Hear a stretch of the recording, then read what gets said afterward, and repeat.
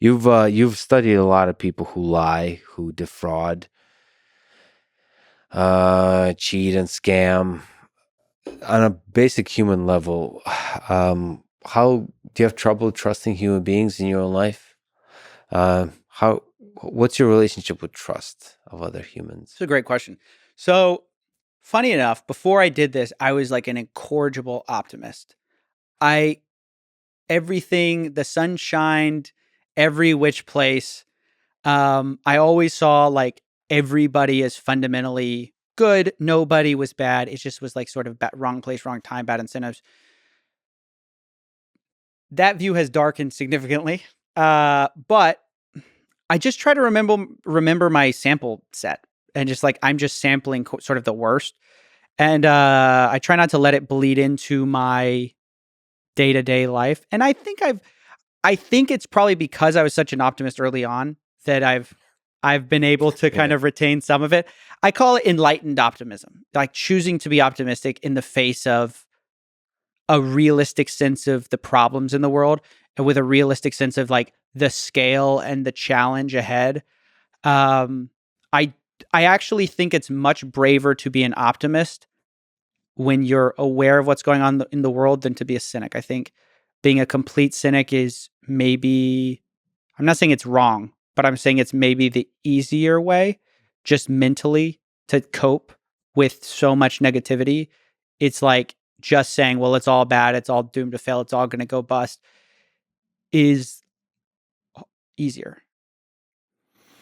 Yeah, that leap into a believing that it's a good world is it's a little baby act of courage. Or at least I think so. I don't think it's naive. No, it can be. Some people are naive that are optimistic, but oftentimes, just because someone's optimistic does not mean they're naive. They could be full well aware of how troubling the world is. And I also believe some of the people you study, I'm a big believer that all of us are capable of good and evil. Um, so in some sense, the people you study are just the successful ones, the ones who chose sort of the dark path and were successful at it. And I think all of us can choose the dark path in life. It's that's like that's the responsibility we all carry is we get to choose that at every moment, and it's like a big responsibility, and it's a chance to really have integrity. It is a chance to stand for something good in this world. And all of us have that because I think all of us are capable of evil. All of us could be good Germans. All of us could, in atrocities, be part of the atrocities.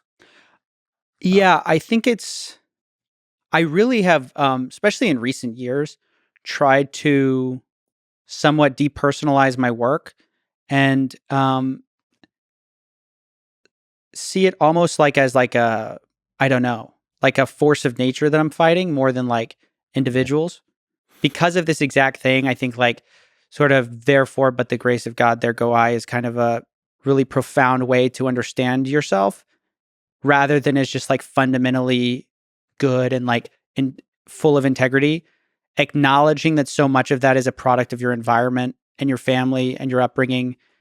And so much of the people who don't have that is a product of their environment. It doesn't absolve them, but it gives you more perspective to like to sort of deal fairly, if that makes sense, and not approach it from a place of anger or a place of outrage.